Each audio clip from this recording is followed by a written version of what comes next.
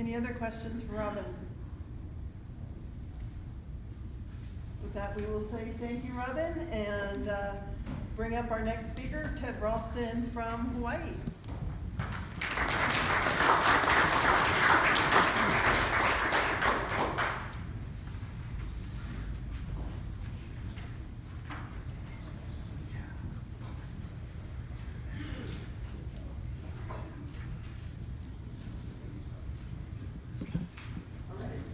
Ted, take it away.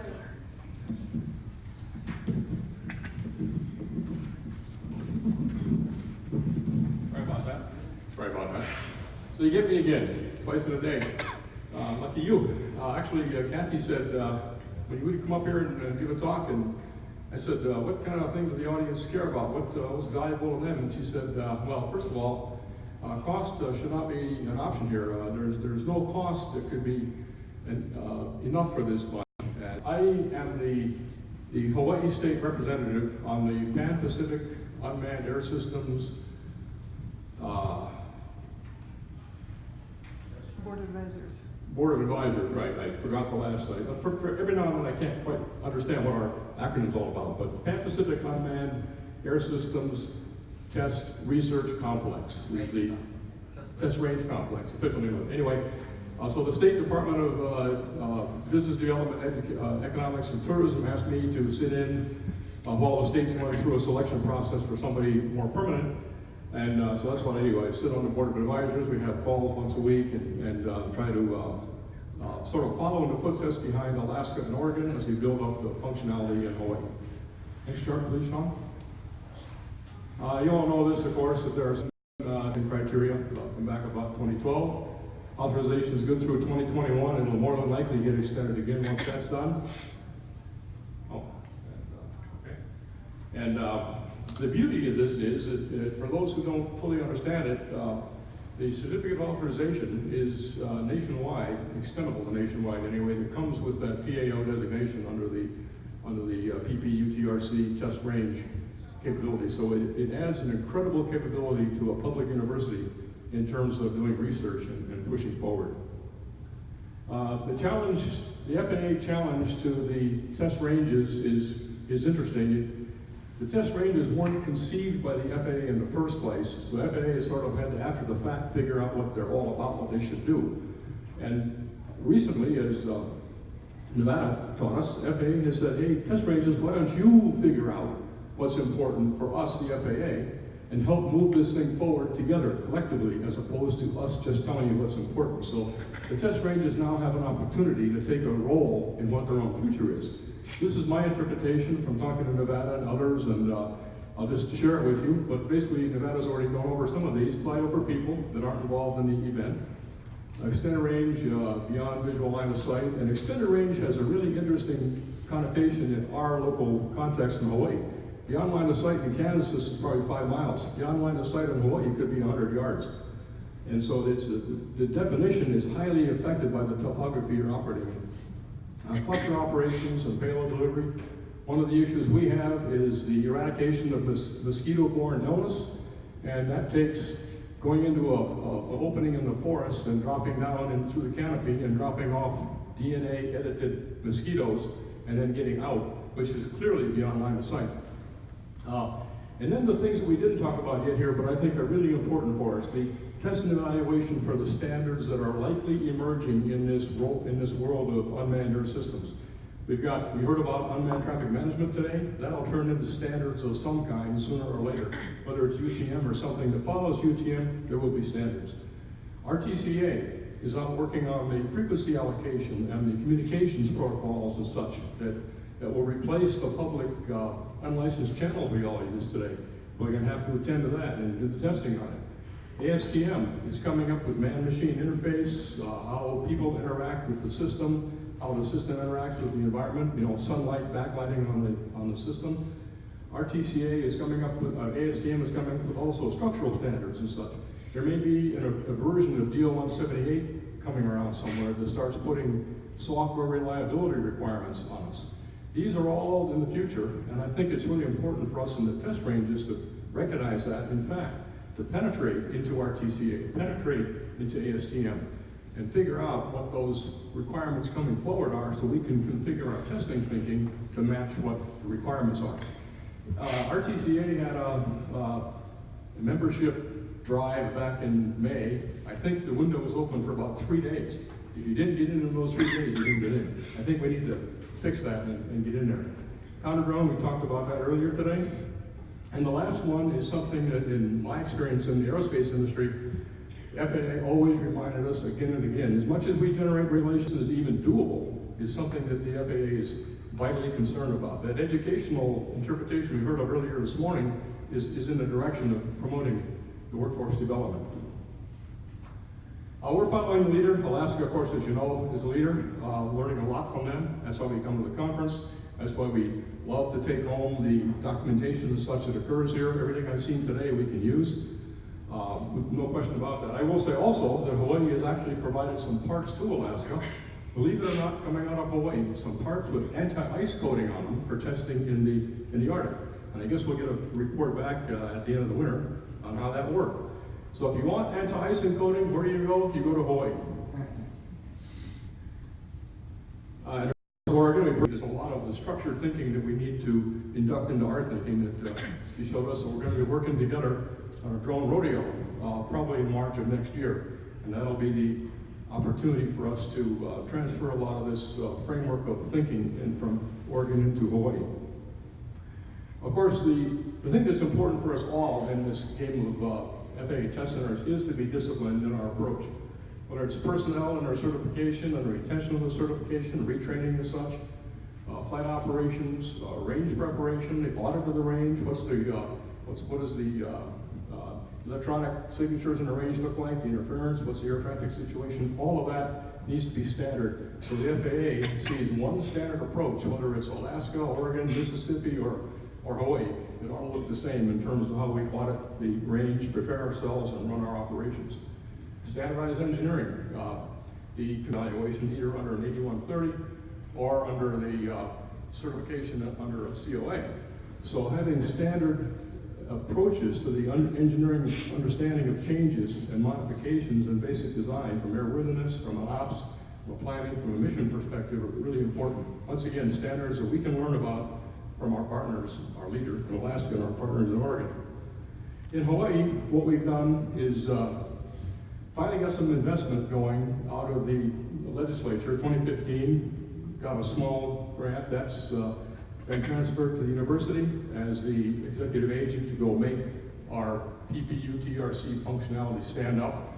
The university is adding additional funding to that to generate 2 positions, and those 2 positions, one of them just got solicited yesterday. But anybody who wants to work in Hawaii on UAS, in your shorts and your bare feet, George and I both had to rent shoes to come on this trip. You can look at the solicitation on the University of Hawaii jobs posting and show up. So anyway, I'll work with any one of you. We've been working this thing sort of ad hoc all along with volunteers and with bits and pieces of various grant-based operations, and now we get a chance to pull it together holistically under a common umbrella. This example here was up in the mountains, up in the field area. We had University of Hawaii, University of Porto in Portugal, Stanford Aerospace Industry reps, Coast Guard, our local power company, national. We're going to work UAS in a very complex environment. That's how we started, this way, getting together and trying to figure it out. Again, the UH will manage our state activities under what's called the ARL, the Applied Research Lab, which used to be called the Navy UARC, the University Affiliated Research Center. Now the name's changed to ARL. What's interesting in our case is that the UHARL, its main theme is ISR, and ISR associated with PACOM. So this ISR and drone operations are not dissimilar in many respects. Conventional wisdom would say build from your strength. That's how we've been thinking about this all along. So again, we've been working bits and pieces, ad hoc, grant by grant, and I just show you some examples here on the different islands. This is on the Big Island. Oh, we got a movie going here. You know, I couldn't make it work on my computer. Thanks, Sean. Anyway, this actually is a result of this meeting 2 years ago, at this exact meeting, which was, I think, in Anchorage, it was 2 years ago. And we had an impending lava situation on the Big Island. The village was going to be overflowed. Jim Williams was here and some other folks were here. We had a meeting right outside and wherever the hotel was at that point, and came up with an action plan with the FAA backing us to go forward and use unmanned air vehicles in conjunction with our Department of Emergency Management to survey the impending situation. This is now a consequence of the results of that activity. This is, of course, converted into a structure from motion visual of the lava field. And to all of us in this room, this is standard stuff. We see it all the time. But guess what? Nobody outside this. I just say we all take this stuff for granted. Folks, it's really useful to a lot of folks outside here. And educational outreach is essentially important. It'll keep running until we shut off. But what we learned from this is how to work with the FAA, big time, right here in Alaska. That led us to understand the PAO designation and how that works, the public aircraft ops. That led us to understand how to work with the TFR. We have tourist helicopters, we got National Guard helicopters, and we got us flying UAVs. Taught us how to work with the incident command system. Always obey the incident commander, you're working for him. That led us to expanded COAs, such as the one shown here, which is now a blanket COA for the whole island and such. So anyway, a lot of value came out of that. The safety value and the economic value, as soon as the lava's hard and you can walk on it with thick-soled shoes, you get out there with your transit and your rod and you measure the height of the lava with students. That's how you use them up. And then you measure the height of the lava flow and you try to forecast where the next outbreak's going to be. Here we could do it without even getting on the area. We could obey that sign, not even get in the area, and get the information necessary a lot faster with no risk. It was pretty cool. On Oahu, my island, we've been doing a lot of work in the coral bleaching area. This is just one example of many studies, but the upper left is examining using near infrared to see if we can distinguish the bleached coral from healthy coral. Quite a surprise, the bleached coral shows up very bright. The healthy coral doesn't show up at all. That's a really good thing. But the interaction with that in Kaneohe Bay, which is probably the most studied bay on the planet, led to a really good positive relationship with the airfield that's in the center of it. We're operating now in Class D airspace by the current rules. So this has led us to a formal letter of authority or agreement with the Kaneohe Bay Air Station. You can see how they've defined the airspace around in the bay. And we now have, under the educational interpretation, a very good working relationship. We give them 48 hours notice, get in there, get our work done. If they're having an exercise, we don't go. But it has led to a great sort of a community outreach at a very professional level. So that's what we learned on our island. Training. Hawaii is the center of the FEMA disaster operations.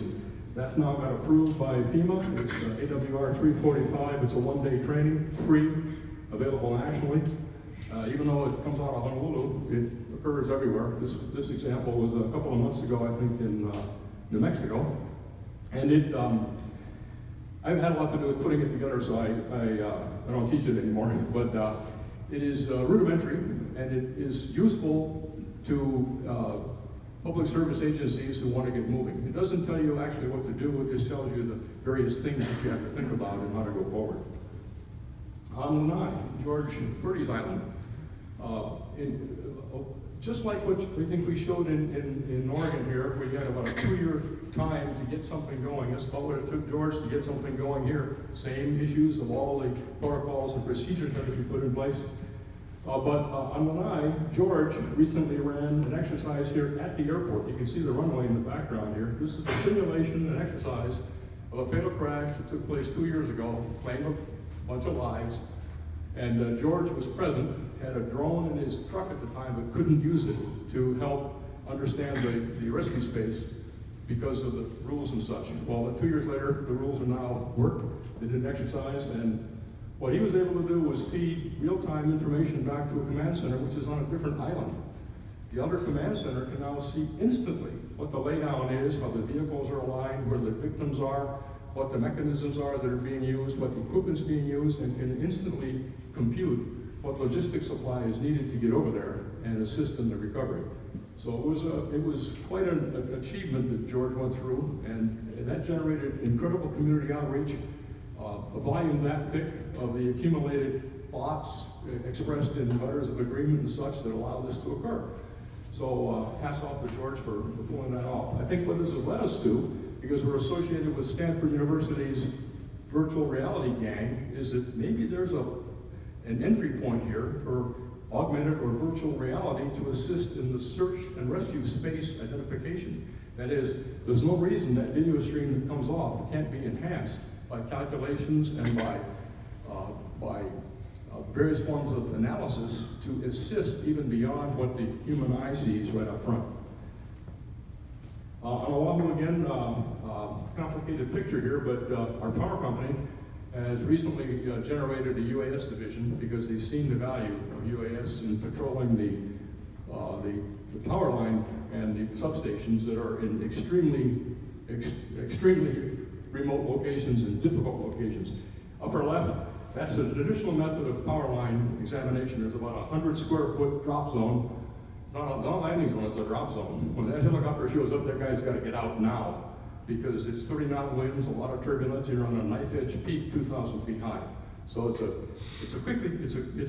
a risky situation. Then you got to climb the poles, and then of course climb down and reverse the whole process. Well, on the lower right is a UAV sitting there taking pictures from the top, which is what you get on a pole, you look up. It doesn't matter. What's important is looking down. And so you get the UAV up there, and you pick up the shell and the remaining shell in the pole. You can pick up the cracks and the corrosion on the equipment. The center picture. Basically, they want to know what the part number is, where the cracks are, where the corrosion is, where the broken bolts are, which means a millimeter resolution. You can get it from a drone quite easily. And that's moved on the condition of the walls inside the stack. And so that wasn't completely successful, but we now know what the next step is to get there. Power companies funded the university with a grant to go develop some of the sensor technology to let that move forward. Philosophical question: that 250-foot high power generating stack is open to the atmosphere on the top. There's no screen across the top. Is that inside or is that outside? Just covered. So anyway, we have a bunch of individual successes, individual programs based on grants and university research. The question now is to congeal them, coalesce them into a durable Huawei solution that benefits from that, but goes beyond now that we have the funding coming from the state and such. So the things we have to address are land and maritime access. We have to address landowner support, and that's a really interesting one. Landowners are not interested in participating, even if it's funded, unless they get something out of it themselves, and their competition doesn't get something more out of it. I'm really probably the oldest one in the room here. When I was a small kid, Christopher Columbus went down to the harbor. It took him 3 more years to get people to rent him boats. So just because you have the authority and the money doesn't mean you're going to succeed unless you solicit it and community outreach to the people who are also involved. So landowner support, disciplined and transparent process, which we inherit from Alaska and from Oregon. We've got to put that in place. We have to have recognition and support at the legislature. We found a key to that, which I'll show you in a little bit. That's a tough one. We come from an aerospace background. Aerospace is kind of boring in the legislature unless you're Seattle or something like that. Investment, of course, from industry, agency, or some kind of service is necessary to carry forth and turn the capability into an opportunity. But then the big one is broad support across the local ecosystem. And that means education, that means workforce development, that means community involvement. And I'll tell you, community involvement does not mean a check box on a score sheet. Community involvement means living it daily. And I will say, if anybody wants to know about community involvement to the max, talk to George Purdy. That guy's got it. Agricultural primarily that can be used for testing. But the various colors here designate the various ownership status. The one that's most interesting right now is the dark blue, which is the largest private landowner in the state and maybe in the country for all I know. This is a residue of the colonial times and prior to that, the kingdom, where the royalty owned all the land. And then that land rolled down to offshoot of the royalty, and that still exists in land trust today. I show you an example that the Kamehameha Schools owns the blue land, and it's designated on the index, and then there's an arrow down here on the lower right. I'll show you a picture of it in a minute, what this stuff looks like. This is one small segment of the 500,000 acres that Kamehameha owns. And this is a typical mountain arrangement. We have, in this particular case, there's a road and a trail that goes clear of the peak. There used to be a Nike site up there, so there's access. It's a very extreme environment, as you can see, and it's certainly big enough for a lot of testing that might be interesting, certainly in counter drone or in the agricultural and the small size systems. And the wind blows about 30 knots up at the top. So on the windward side, you've got 2,000 feet per minute updrafts. On the leeward side, you've got big gigantic swirling downdrafts.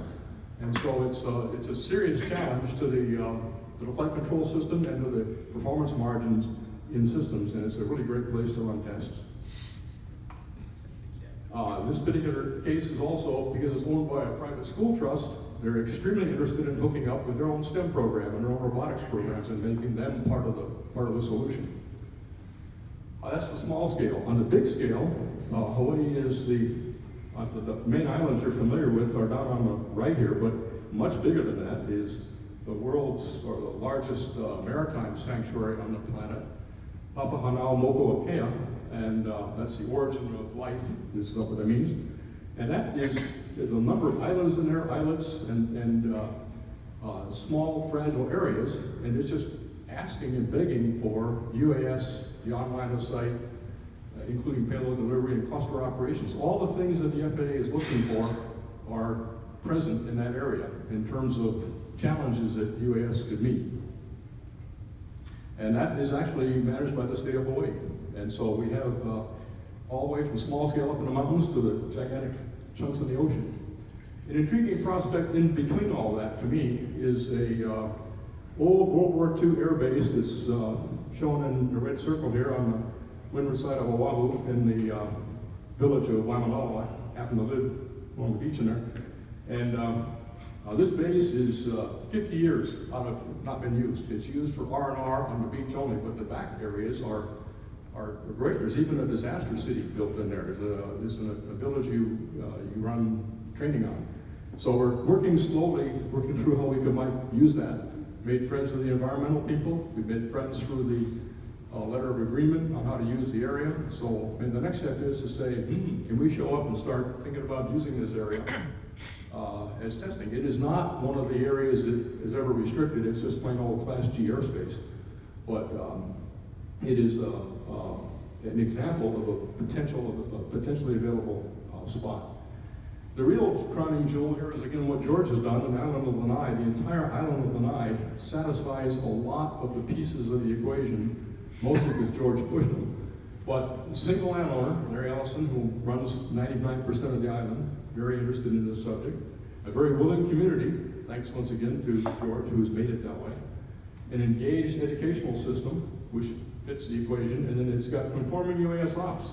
University of Alaska has already been out there and has conformed the operations to their satisfaction. So all things were set for that island to now start receiving tasks under either on its own or under PBUTRC.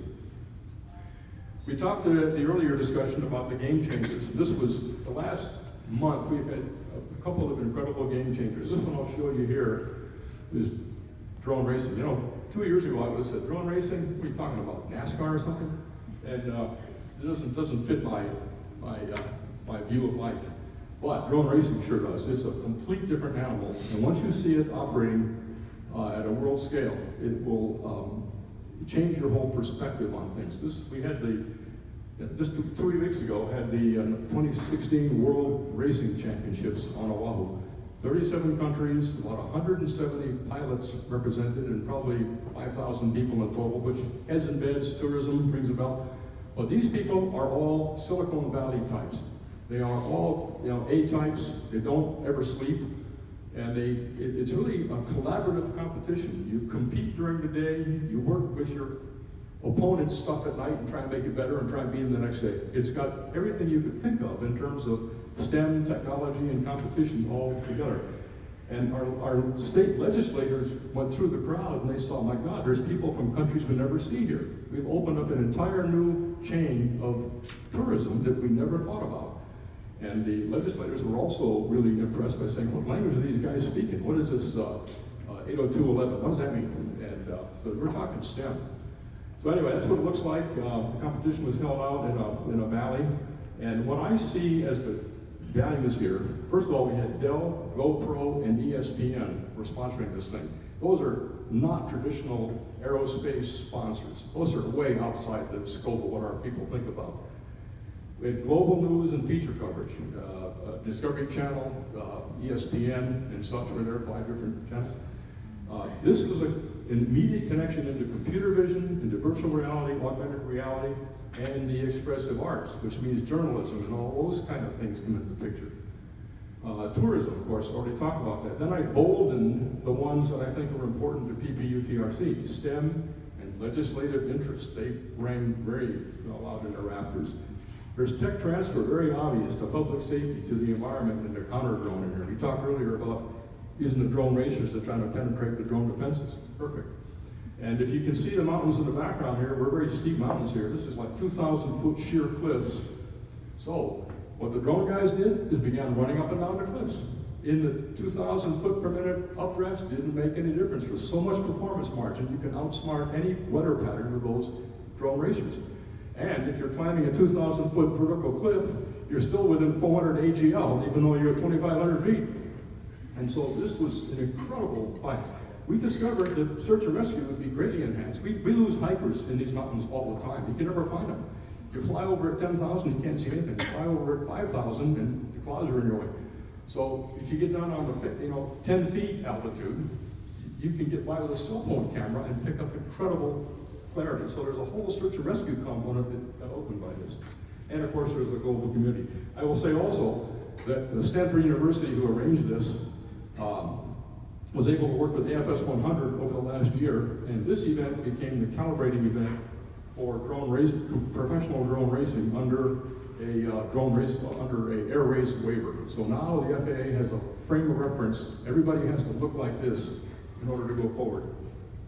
The other one that is more sedate, but perhaps more interesting in the larger picture, is the notion of a drone ag rodeo. That came up a little bit in Jennifer's pitch earlier, but that's got us excited because this is a way to, again, bring to the farmers, bring to the ag people, bring to the developers of new ag technology this capability in a non-threatening way. It's not selling them anything, it's simply showing them the art of the possible at the academic level. The selling, the hard pressure selling can take place in the bar at night, but during the day it's all up and up academics. But Oregon really figured this thing out. They figured out the agricultural cycle in the system engineering sense. So everywhere from the satellite surveillance at 2 meter res to the drones at 1 centimeter res to the sensors in the ground at 0 centimeters res, tied together into a system doing the predictions and the planning and the advising to the farmer. What a great idea. And so the drones are only part of it. They're not the whole solution, only part of it. So you have to look at the whole solution. As, again, it's an intelligence situation. So we're thinking about that for March of next year in Hawaii, and probably do it on the various islands. And we'll be learning a lot from Oregon in the next 2 or 3 months putting that together. This also, of course, has got the legislature interested. Our legislator who supports us said, you guys need to hold a meeting in the Capitol in 2 weeks, and we'll invite the entire legislature because everybody benefits from this. So anyway, we're building up our Hawaii caseload, and I'm sharing you what our reference strengths are and where we're thinking they're going.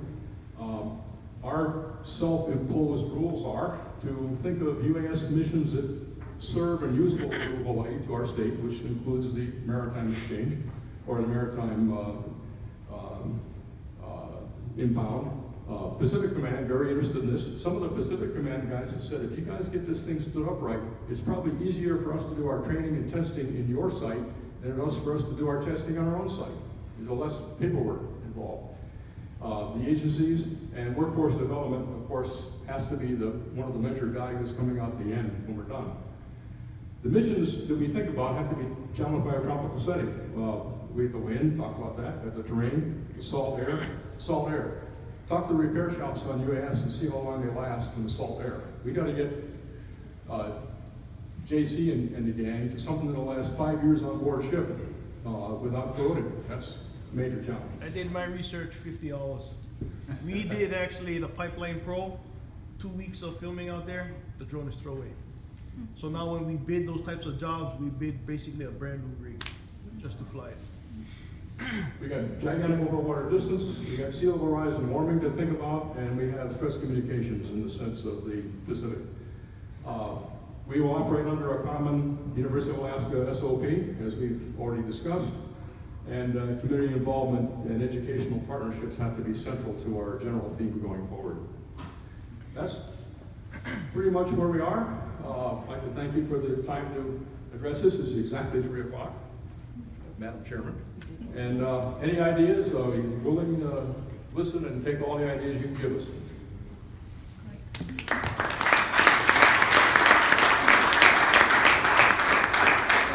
Any questions for Ted? Yeah, Ted, I love the drone racing thing. How do you get around some of the risks and safety precautions you guys put in place in order for that to work? I mean, you guys have certain separation with the drone racers and... Yeah, the question I had is, I love the drone racing thing, but I know there's some concerns about safety with some of these things. And I wonder what sort of safety precautions that you guys might be taking along these lines in order to make this work. Number one is a waiver under AFS 100 for drone racing, professional drone racing. So there's a training protocol and there's procedures protocols that go with that. So we have to obey them. Second thing, every operator has a observer station. So observer station is observing and call quit if there's any issues at all. Third, the place is surveyed ahead of time, and any tourist air traffic in our case is notified and kept at bay. So there's a whole procedural framework that goes with it. You want to say more, George? Yes, working with Scott Breflin, I actually co-wrote a book with him, which is basically a drone racing manual. So I took what was already allowed by FAA, which is the film industry manual, used that as my reference point, and we built a drone racing manual, especially. So part of this test was to test it. So all the safety procedures in the beginning, there's actually netting on tents. You got your spectators who are outside in the safety zone here where the drones are not actually flying at them. But there's a possibility it may come out and hit them. But it's the first person view. You either got a 7-inch tablet screen or you actually got your own pair of goggles, but you're sitting in the chair, you're putting it on and you're jumping on your favorite racer. And so they're covered by nets, the guys in that? Yep, okay. Big open tent and nets. In Hawaii, what was unique about our spot that we chose this year, it was actually a bowl, like an arena. So the side of from the racetrack up to the stands, there was this big barrier. So there was actually a natural barrier where these drones are flying in a bowl, everybody's up on top like an arena style, and you could actually see the drones flying around with the background of the grass and some trees. You didn't need to have goggles. You could actually see the one-on-one matches happening. And these things were flying at 100 miles an hour, and it was just, the crashing was insane. But what had happened this week, that was NASCAR level. So we were able to pull it off. This was just done on a dream 1 year ago on a piece of napkin in San Francisco. We only wanted 10 countries. We got 37. And we did it. And we pushed it. This Drone Sports Association, you're going to see other drone racing leagues out there. You're going to see the ones that fly in the buildings. The reason why we did it outside and went the FAA realm, because I understand that you feed them the data, they want to learn. They want to see, can it be done? So between Drone Sports Association and DRL1, the difference is one has an FAA backing, the other one doesn't. That's why they're flying indoors. But you got two racing leagues, two great ideas. One is very good with the FPV system, but one is very good dealing with the rules, pushing the issue, and seeing things go. So next year we're already working on Motorsport 1, where it's the Formula 1 next level. So that's where we're going with that. Any other question for the guys? George, could you please tell everyone, when are you going to televise the event? Well, ESPN is going to rebroadcast it, I believe the second week in December. You're going to actually see what it is in Hawaii. But there isn't, it's on YouTube. You got many of the countries that did their own promos, and they're showing their trip to Hawaii. So you can put it up on YouTube later. What I like is the tech transfer over to the public safety and stuff. We've already had 2 fire departments say, you know, I could use those goggles and you could stand in the rear area and fly the drone over the fire scene. I don't need to fly it. I'll just have the goggles. You give me a holler on a cell phone or some other notification, say, take a look. All I gotta do is put the goggles up for 30 seconds. Yeah, that's what I want. Okay, good. Now I'll get back to the cutting line. And so we've seen this first level of discussion about utility beyond the racing in really important areas. All right. So, just to tap off one more with the drone racing in the schools. In February, we've got 10 schools piloted to actually do the exact same drone racing. If everything is a success, it'll become actually a school sport for 2017-18 next year. So that way drones are cemented in the state of Hawaii system, and it's for everybody else in the state to follow. And we are actually racing 4 different islands on the same day, same time, all virtual reality. And I'm using Periscope, the Facebook Live, and YouTube Live. Everything done with no money. I'm tired of hearing that, you know, we don't have any money. Well, everything since I came here last year in Alaska, I took my notes and I executed everything. I knocked on every door. We irritated the crap out of the bosses, the government. This year I told the governor that in Hawaii in the future, kids will get their UAS certificate pilot license before driver license. I got 10 kids, next month they'll get it, just to prove a point. Then he asked me why. I said, now they can actually go and get a job, buy their own car, and pay me, the parent, insurance. They bought one, but that's the truth. And we created a whole new tax bracket and a whole new income that pays taxes that's going to make Hawaii better. Thank you. Yeah, awesome. Right. That's community involvement. So thank you guys, and so we're going to move from Hawaii to one of our other partners, and Oregon State University. I'm sorry.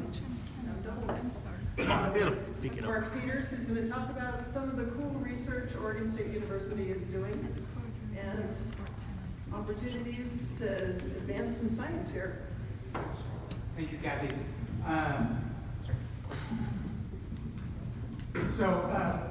I come from a different perspective. A lot of you guys are in the world of. I think you've got the clicker backwards. Hello? No, that's good. Okay. Sorry. Sorry. Yeah. Actually, I'll just use this over I here. turned that one off and apparently took out both.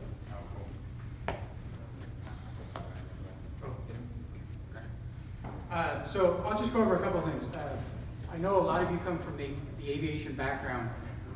My job is to herd cats. People that have no business in aviation that want to use drones for their bench science microscope equivalent.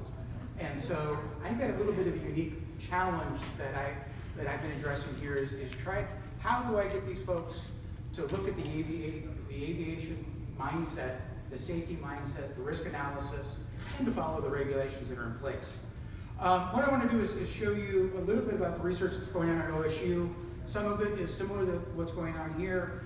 We look at what's happened with NOAA and whales. I've got a great thing that I'll end on here in terms of our research in whales, taking it down to monitoring the individual whales. But one of the things here is that I'm also a troublemaker. That's my UAS program logo, which I'm not allowed to use, but I use it anyways, because we like the flying beaver. A couple of things that I'll talk about. I was not involved with UAS or aviation 18 months ago. My background is I'm an export compliance officer who happened to be the last guy standing in line when they said develop an FAA compliance program.